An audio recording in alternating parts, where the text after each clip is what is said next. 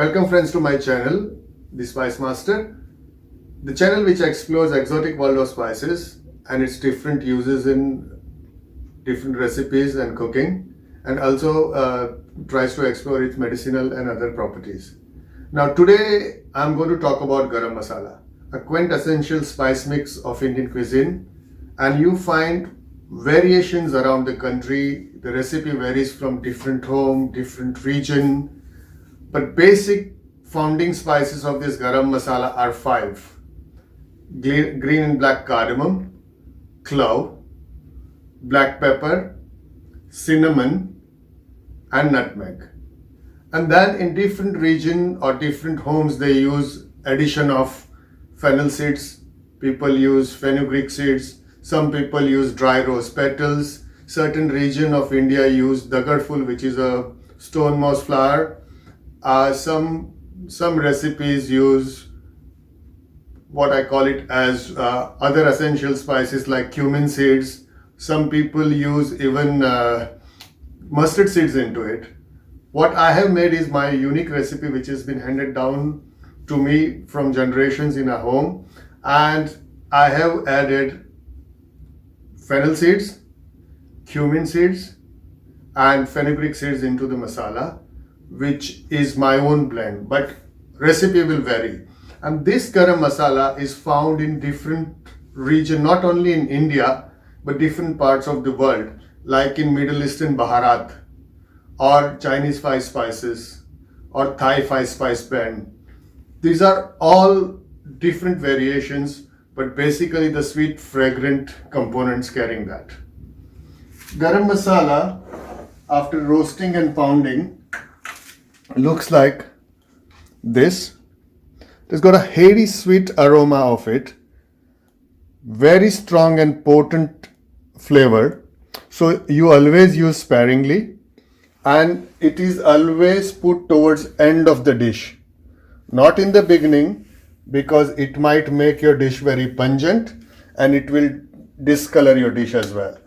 So today's recipe, I'm going to use this garam masala in making North Indian style Kofta Curry. So now I'm going to show you ingredients for Kofta Curry, what we are going to make. And this Kofta Curry I'm going to make using turkey mince. So it's going to be a meat Kofta Curry. Let me show you the ingredients first. I have taken 500 grams of lean turkey mince. And for kofta we will use 1 chopped green chilli, handful of chopped coriander. I have taken 2 tablespoons of garlic and ginger paste, but I'll be using half of it, in the sense 1 tablespoon for the kofta and 1 for the curry. Same way, I have taken 2 teaspoons of garam masala. I'll be using half of it for the kofta and half for the sauce or the curry. I've taken salt to taste, so I'll be adding a little bit in kofta, and rest I will adjust it in the curry. This is called Aamchoor powder, which is a dried mango powder.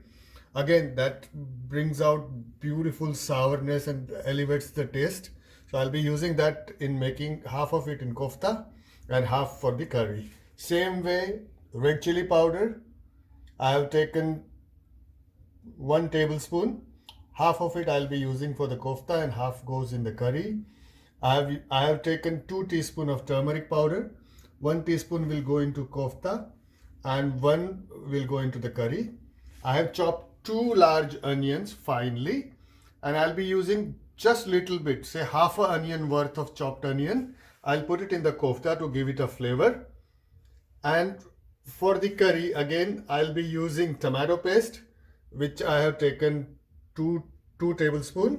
I have taken 4 tablespoons of yogurt, 2 bay leaves, green cardamom, black cardamom, oil for cooking. Now let's start making kofta first. And this curry we are going to make it in 2 stages. First, as I said, we will prepare koftas or the meatballs.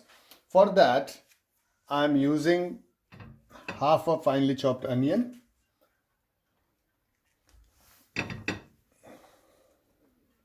Half in the sense half portion of onion, not the whole cut half amount of this onion, but half onion which was finely chopped.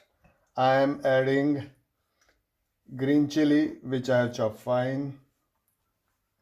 I am adding coriander leaves with stalk. Stalk of coriander has more flavor, so I am adding that. Now I'll start with the dry spices.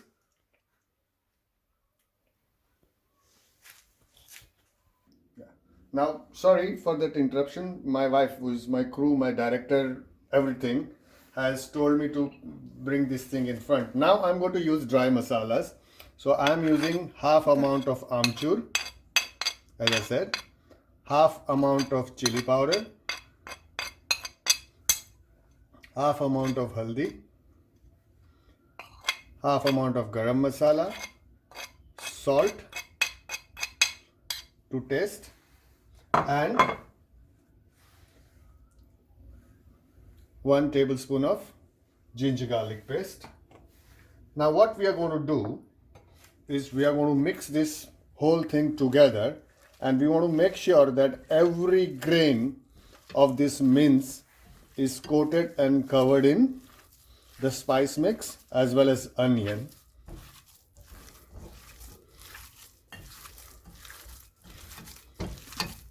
Now about garam masala, I would like to tell you one more thing, is that if you don't want to go through hassle of making your own, now it is readily available in Asian grocery shop, and most of the supermarkets also do it.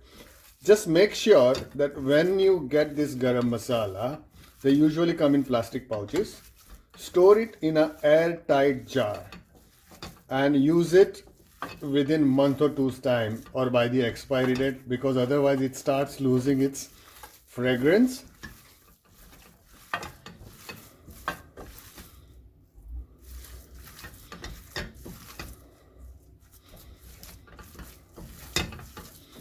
Blend in properly like you're kneading a dough. Now people make it kofta also in two ways. One, they fry it before, and one, you can make the balls of the mince and leave it in the gravy. I prefer to leave it in the gravy because it starts releasing its juices, which goes into the gravy, and it gives more flavor to it. But it's up to you. If you want to fry it, you can fry the kofta beforehand and then add in the gravy.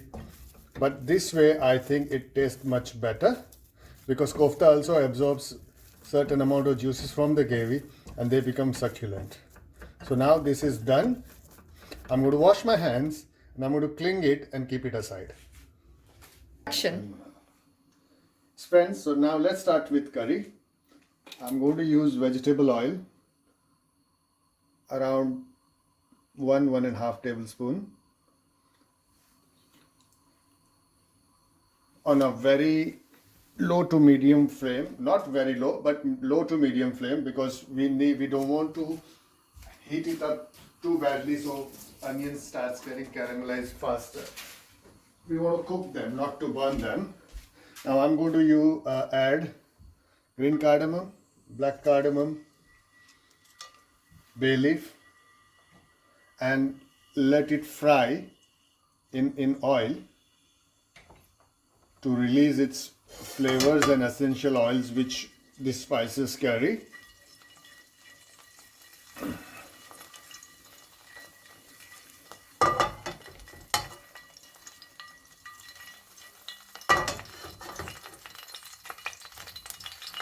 Now I'm going to add onion. Just be careful, the oil should not splinter on you. So I'm going to add onion into hot oil.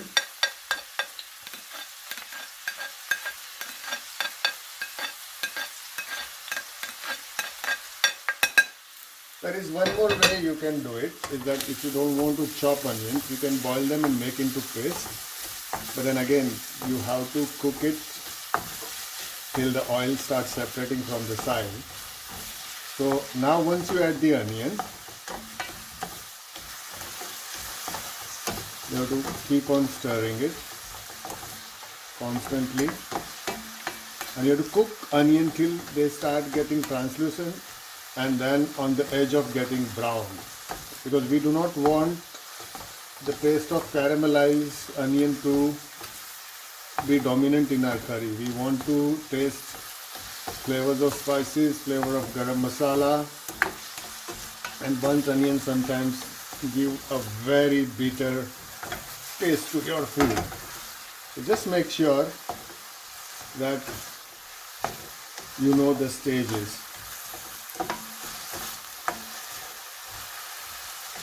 Now you can see the onions have started getting soft and little bit of translucency is there. Now what I'm going to do at this stage, it's a tip. The way I do it is I add little bit of salt. What happens is that salt being hydrophilic, it draws water from the onion and helps to cook faster. So I have added salt.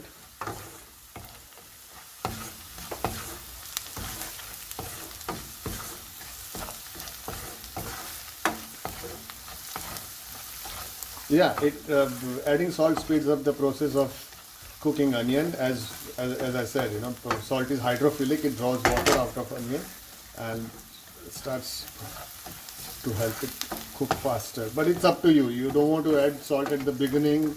It's alright. It's just a shortcut which I have shown you.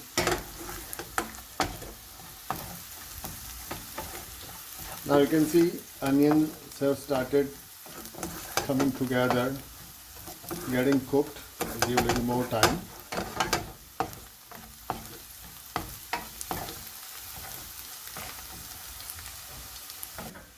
Now you see onions have started to get cooked. They are getting a little brownish. So at this stage I am going to add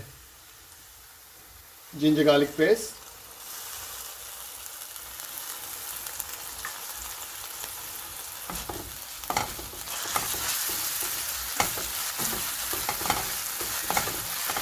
I like to fry my ginger garlic paste with onion. Some people add it towards the middle stage of curry after adding everything else. But once you fry them with onion, it gives a different taste. It again starts releasing aromas. So quick move your spatula around. Now at this stage, I usually add a little bit of water. What does it do is that it arrests caramelization of onion and helps in softening of the onion. I will put a lid for few minutes, 1 or 2 minutes max, to make onion kind of a steam, sweat, and kind of melt away. Now you can see onions have almost blending like a paste. This is what I wanted to achieve, and this is what we got by adding a little water. But be careful, add little water at a time. Too much water, again, it will cause problem. Your sauce will become watery. You do not want that. You want a smooth paste, a smooth structure to your sauce. A little more frying.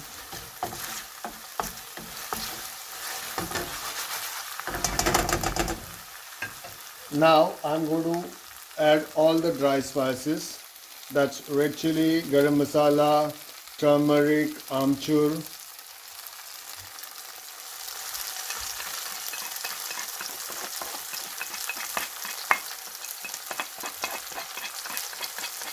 Now be careful. Once you add spices, you have to be quick with stirring the onions because they tend to stick at the bottom.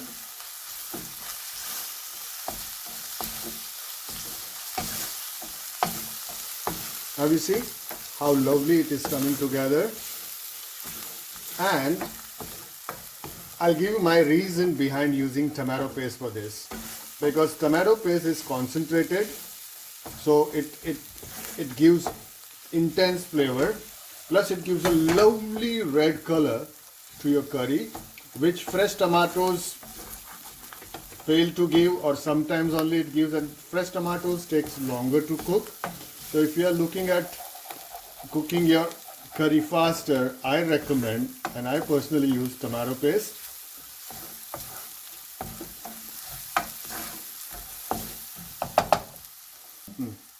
Now I am adding tomato paste.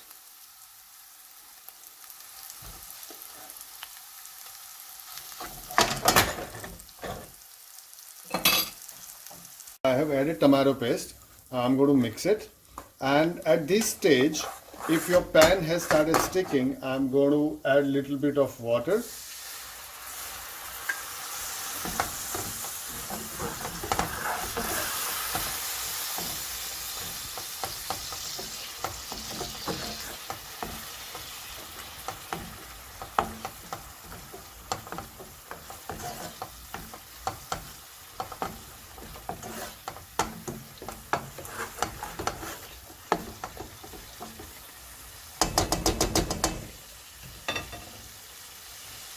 I'm adding remaining tomato paste as well.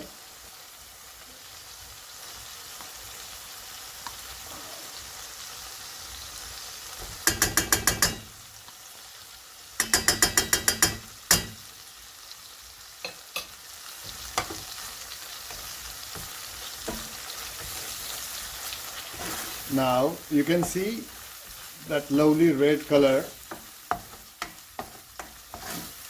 and your basic sauce masala has coming together. I wish this had a aroma button on the recording, because there is a lovely aroma of spices and onions and tomato coming together.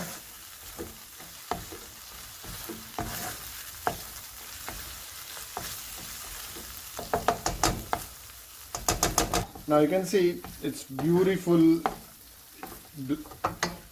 blended paste. It is coming together, and you hardly see any bits of onion. And at this stage, because tomato paste is also fried and cooked with the thing about a minute, I'm going to add yogurt. Now be careful while adding yogurt. Add little at a time. Vigorously mix it together. Otherwise what will happen is that the yogurt will curdle. It's funny, it sounds like, but yeah, you might get grainy yogurty structure in your gravy, which is not desirable. So, and by the way, I have used Greek yogurt, but you can use homemade yogurt as well. Greek yogurt, I use it because of the high fat content, plus it gives a very lovely creamy texture to the curry. So you can see how yogurt is blended in and how good your curry paste starts looking.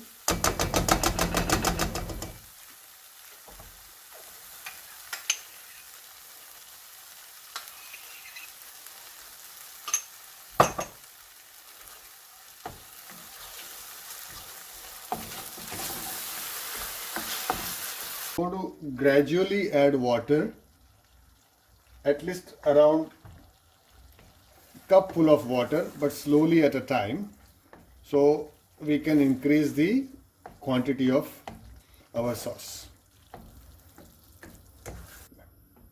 Now I have added 200 ml of water, and our gravy is almost on completion.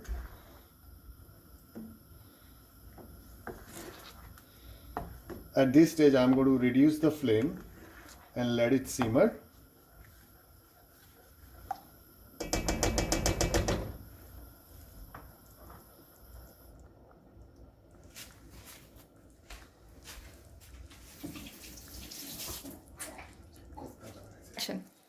Now we are going to shape our koftas and add into our curry.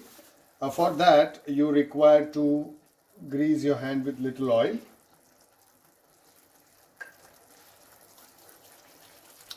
And take small, depend on what size you want to have. I prefer to have this size, and start adding one at a time in the curry which is simmering.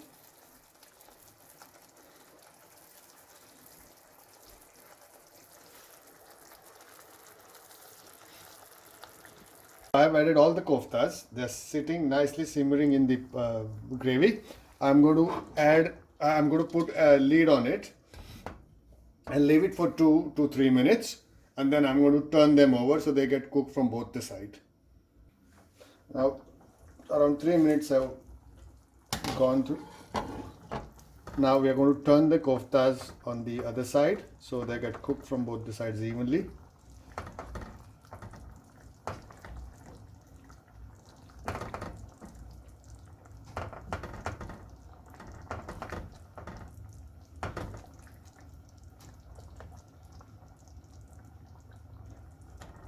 And because they are amalgamated and come together, the proteins have coagulated, it won't break, so don't worry about it.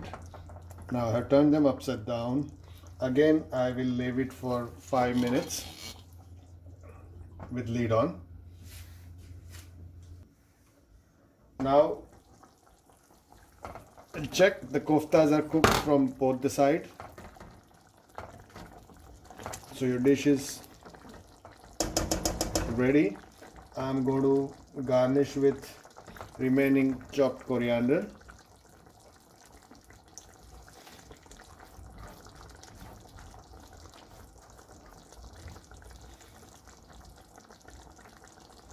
And that's your kofta curry ready. You can serve it with white rice, pulao rice, parathas, your choice. Friends, so now North Indian turkey kofta curry is ready using garam masala, and I am serving it with lachedar paratha. I hope you enjoyed this video, and if you have enjoyed it, please like, share and subscribe my channel, The Spice Master. Thank you.